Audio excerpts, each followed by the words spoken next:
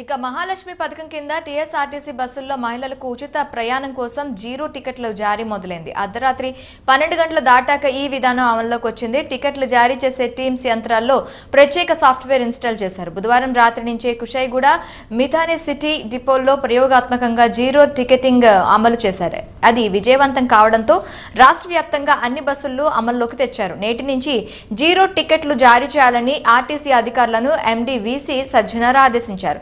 December 9 నుంచి RTC బస్సుల్లో మహిళలకు ఉచిత ప్రయాణం అమలు చేస్తున్నారు. జీరో టికెట్లో ఆర్టీసీ బస్, ఎక్స్ప్రెస్, ఎక్కడి నుంచి ఎక్కడికి ప్రయాణం తదితర వివరాలు ఉంటాయి.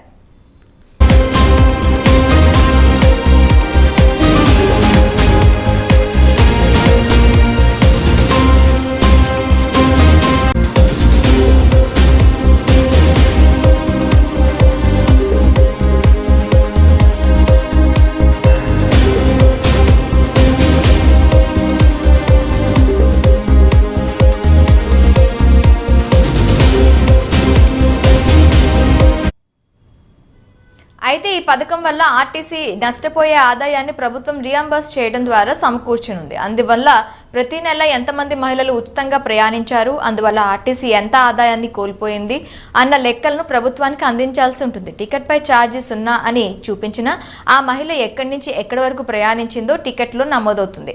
తెలంగాణలో నివసించే మహిళలకు మాత్రమే మహాలక్ష్మి పథకం వర్తిస్తుంది. కండక్టర్కు మహిళలకు ఖచ్చితంగా తెలంగాణ ప్రాంత నివాసితులుగా ధృవపరిచే ఆధార్ కార్డు లేదా ఓటర్ కార్డు లేదా నివాస ప్రాంతాన్ని తెలిపే గుర్తింపు కార్డు చూపించాల్సి ఉంటుంది. జిరాక్స్ కాపీ చూపించినా సరిపోతుందని అధికారులు చెప్తున్నారు. అయితే ఈ రోజు వరకు ఎవరైనా గుర్తింపు కార్డు మర్చిపోతే మళ్లీ మర్చిపోవద్దని హెచ్చరించి జీరో టికెట్ జారీ చేయనున్నారు. ఆ తర్వాత మాత్రం అనుమతించరని అధికారులు చెప్తున్నారు.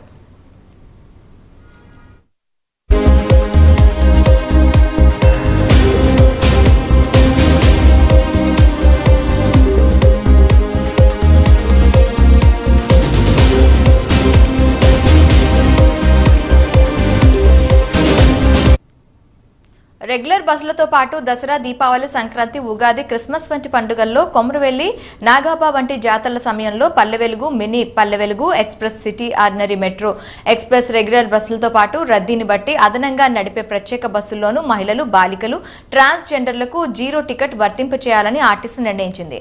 వారాంతాల్లో నడిపే అదనపు బస్సులకు ఈ నిర్ణయం వర్తిస్తుందని స్పష్టం చేసింది.